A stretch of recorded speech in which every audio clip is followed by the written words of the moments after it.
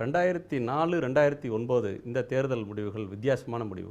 2004 India ஒளிர்கிறது. நிறைய பேர் நம்முடைய அடல் பிஹாரி வாஜ்பாய் மீண்டும் பிரதமர் வேட்பாளராக முன்னிறுத்தப்பட்டார். எதிர்க்கட்சியில் யாரும் முன்னிறுத்தலை. ஆனாலும் அவர் வெற்றி பெற முடியல.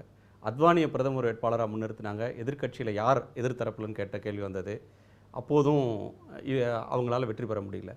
பிரதமர் வேட்பாளர் அப்படின்ற ஒன்றை அறிவிச்சிருந்ததுனாலேயே ஒருத்தருக்கு வெற்றி கிடைக்குதா அப்படின்றதுக்கு எந்த உத்தரவாதமும் இல்லை. அது ஒரு பக்கம்.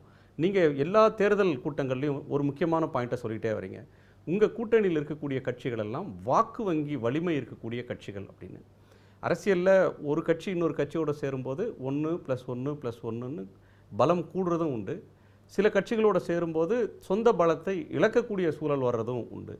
பிஜேபியோட சேர்ந்தது அப்படின்ற ஒன்று உங்களுக்கு பலத்தை கூட்டியிருக்கா, இல்லை உங்களுக்கு பலவீனமாக உணர்றீங்களா? அதாவதுங்க, இப்போ எங்களோட அமைக்கப்பட்ட கூட்டணியில் இடம்பெற்றுகின்ற கட்சிகள் எல்லாமே வாக்கு வங்கியுள்ள கட்சிகள். அனைத்து இந்திய அண்ணா திராவிட முன்னேற்ற கழகத்துக்கு மக்களிடத்திலே ஒரு குறிப்பிட்ட வாக்கு சதவீத வாக்கு இருக்கிறது. பாட்டாளி மக்கள் கட்சிக்கு ஒரு குறிப்பிட்ட வாக்கு வங்கி உள்ள கட்சிகள். அதே போல் பாரதிய ஜனதா கட்சிக்கு ஒரு குறிப்பிட்ட சதவீதம் வாக்குள்ள கட்சிகள். அதே போல் தேசிய முற்போக்கு திராவிட கழகத்திற்கு ஒரு குறிப்பிட்ட வாக்கு வங்கியுள்ள கட்சிகள்லாம்.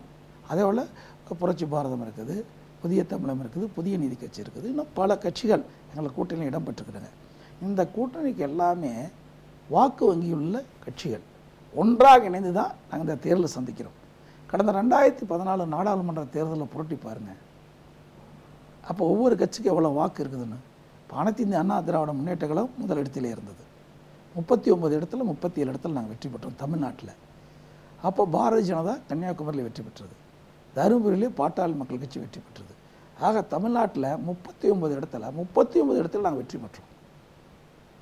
குறிப்பாக பாட்டாளி மக்கள் கட்சி சேர்ந்த மரியாதைக்குரிய தருமபுரி நாடாளுமன்ற உறுப்பினர், தற்போது தருமபுரி நாடாளுமன்ற வேட்பாளர் தனியாக நின்று ஜெயிச்சார். இப்போ கூட்டணி செய்கின்ற பொழுது அனைத்து இந்திய அண்ணா திராவிட முன்னேற்றக்கூடிய பலம் கிடைக்குது. அதே மாதிரி தேசிய முற்போக்கு திராவிட கழகத்துக்கு பலம் கிடைக்குது, பாரதிய ஜனதா கட்சியுடைய பலம் கிடைக்குது, இன்னும் புதிய நீதி கட்சி, புதிய தமிழகம், புரட்சி பாரதம், இப்படி பல்வேறு கட்சிகளுடைய வாக்குகள் அது இணைகின்ற பொழுது 100% வெற்றி உறுதியாக்கப்படுகிறது.